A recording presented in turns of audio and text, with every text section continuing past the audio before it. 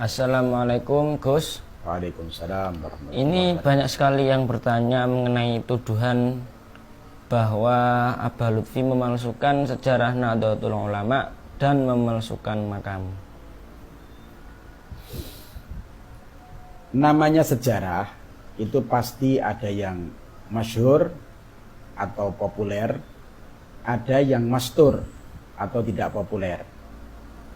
Nah, ketika kita mendapatkan cerita sejarah yang mastur atau tidak populer, maka hak setiap orang mau percaya atau tidak percaya. Tapi jangan langsung menuduh memalsukan sejarah atau makam hanya karena tidak pernah mendengar atau tidak pernah membaca dalam buku sejarah. Apalagi informasi itu datang dari ulama, sekaliber beliau Abah Habib Lutfi, seorang ulama dunia. Di dalam ayat Al-Quran, Allah Subhanahu wa Ta'ala telah menegaskan, fas'alu ahla dzikri in kuntum la ta'lamun. Jadi kalau kita tidak tahu, tanyalah kepada ahlu dzikri. Siapa ahlu dzikri?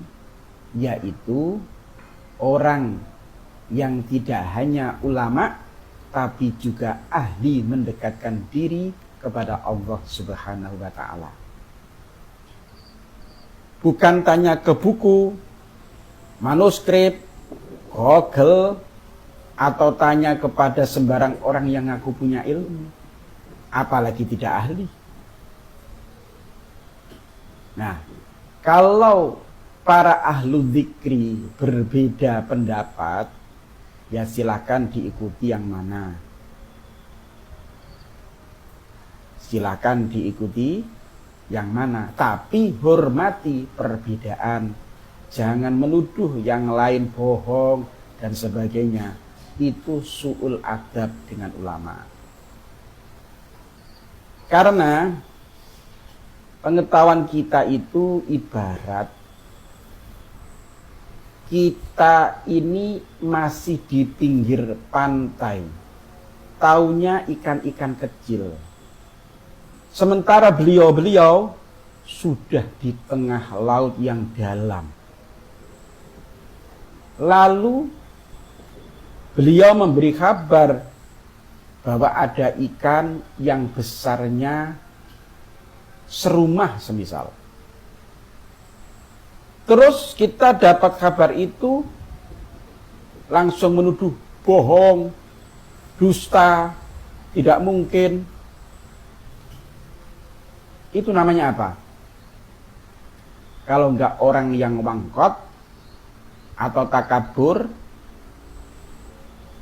merasa paling tahu sejarah, padahal pepatah saja mengatakan di atas langit masih ada langit.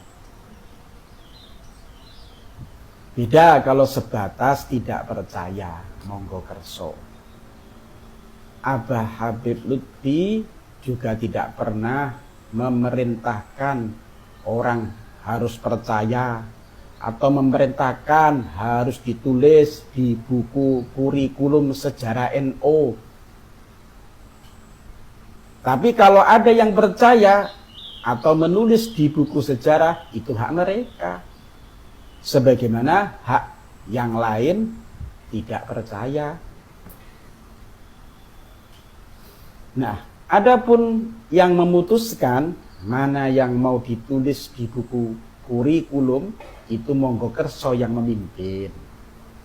Karena dimanapun sejarah pasti banyak versinya.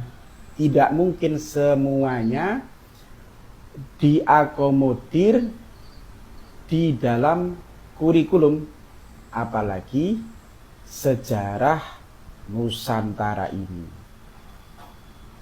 Paham? Ya, yang penting jangan dibuat bahan tukaran, caci maki, memfitnah, memecah belah umat, apalagi dipolitisir, bahwa ini ada unsur ingin menguasai Indonesia. Wong kok seneng apa-apa digegeri. Ya biasanya ini kelakuan orang yang kalah politik ya begini. Wes intinya yang percaya monggo, yang nggak percaya monggo, nggak usah gaduh, selesai. Wallahu a'lam.